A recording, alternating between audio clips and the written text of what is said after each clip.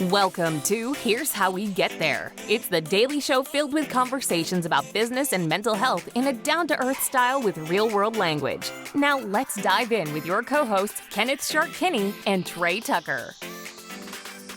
All right, Trey, we're talking a little bit about football traditions, and as of this recording, President Joe Biden is not going to do the presidential Super Bowl interview. That's traditionally a 15-minute or so interview done before every Super Bowl game. This has been going on for about 20 years. I believe it started with George Bush, but when Fox or NBC or CBS or ABC hosts the football game, one of their reporters gets to interview the president.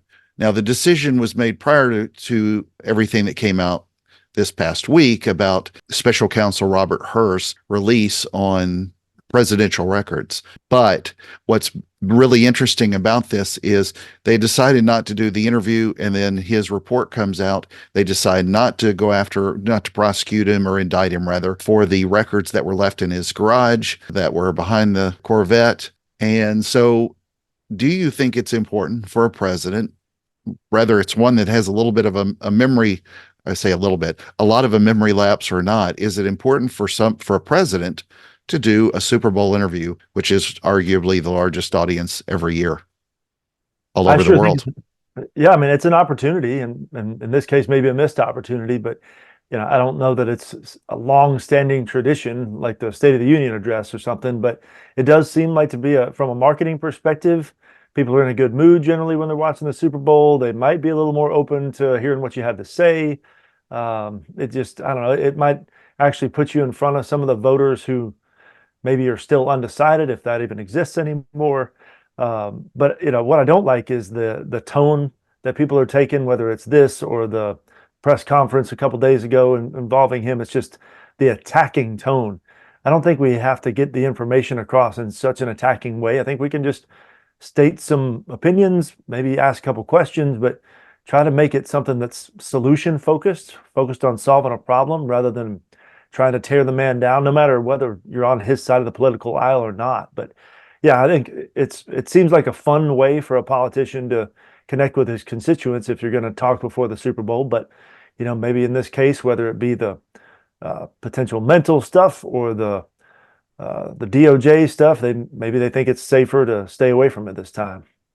Yeah, I think the worst thing that could happen, almost happened the other night. It looked like he was starting to drift off as he was talking about Mexican president when referencing the Egyptian president.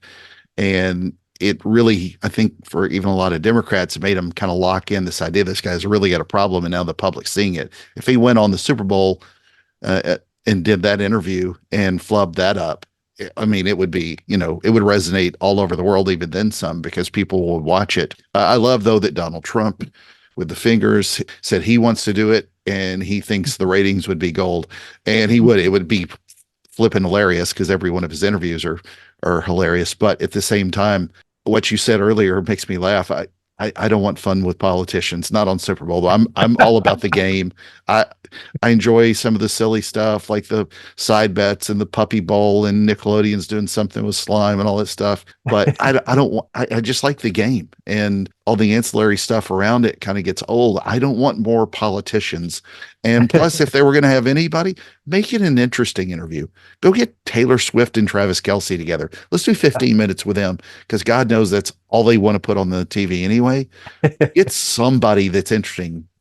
Thank you for joining Shark and Trey on the Here's How We Get There show. Make sure to rate, review, and subscribe to the show, and visit here'showwegetthere.com. That's here'showwegetthere.com.